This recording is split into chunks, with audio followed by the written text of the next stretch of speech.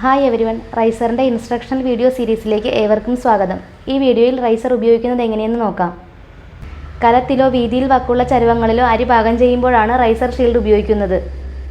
കൂടാതെ 5 ലിറ്റർ വരെയുള്ള പുറമടപ്പുള്ള മിക്ക പ്രഷർ കുക്കറുകളിലും റൈസർ ഘടിപ്പിക്കാനാകും. അരി വെന്ത് പാകമായി സ്റ്റൗ അണച്ചതിന് ശേഷം മാത്രമേ റൈസർ ഷീൽഡ് കലത്തിൽ ഘടിപ്പിക്കാവൂ.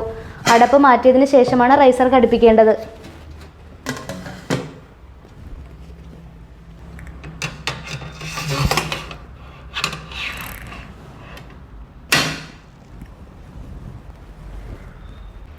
എന്നാൽ പുറത്തേക്ക് കടന്നു നിൽക്കാത്തതും മുകളിലേക്ക് തടിച്ചു നിൽക്കാത്തതുമായ അടപ്പാണെങ്കിൽ അതുകൂടെ ഉൾപ്പെടുത്തി റൈസർ ഷീൽഡ് ഘടിപ്പിക്കാവുന്നതാണ്. കലത്തിൻ്റെ വാവട്ടം 7 ഇഞ്ചിൽ താഴെയാണെങ്കിൽ പാകമായ ഒരടപ്പ് കൂടെ ഉപയോഗിക്കണം.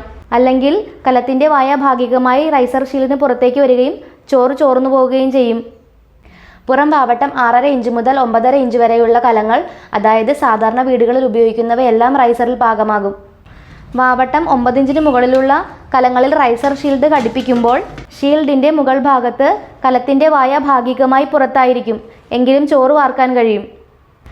റൈസർ ഷീൽഡ് കലത്തിൻ്റെ മുകളിൽ വെച്ച് കലത്തിൻ്റെ വക്കിൽ മുറുകുന്നത് വരെ പിന്നോട്ട് തള്ളിയ ശേഷം കലത്തിൽ മുട്ടിച്ച് അഥവാ ഏറ്റവും ചേർന്ന് വേണം ലോക്കിംഗ് റോഡ് കോർക്കാൻ. ലോക്കിംഗ് റോഡ് കലത്തോട് ഏറ്റവും അടുത്തിരിക്കുക എന്നതാണ് പ്രധാനം. കൃത്യം നേരെയുള്ള ദ്വാരങ്ങളിലൂടെ കടത്തണമെന്ന് നിർബന്ധമില്ല.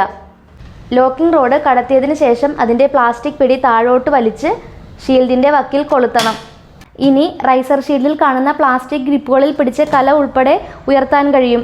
കൈക്കലയുടെ ആവശ്യമില്ല. പാചകത്തിനുള്ള ഒരടപ്പായി റൈസറിന് ഉപയോഗിക്കരുത്. മതിയായി വക്കില്ലാത്ത പാത്രങ്ങളിൽ റൈസർ ഷീൽഡ് ഘടിപ്പിക്കാൻ ശ്രമിക്കരുത്. ചരുവത്തിൽ എങ്ങനെയാണ് റൈസർ ഘടിപ്പിക്കുന്നതെന്ന് നോക്കാം.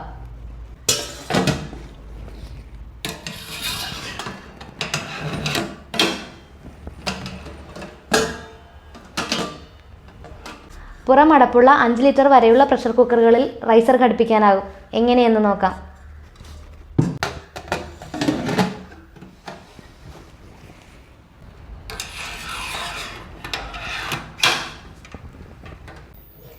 എന്നാൽ ചില മോഡൽ പ്രഷർ കുക്കറുകളിൽ സാധാരണ ഒരു അടപ്പ് കൂടെ വെച്ച് റൈസർ ഘടിപ്പിക്കേണ്ടി വരാം.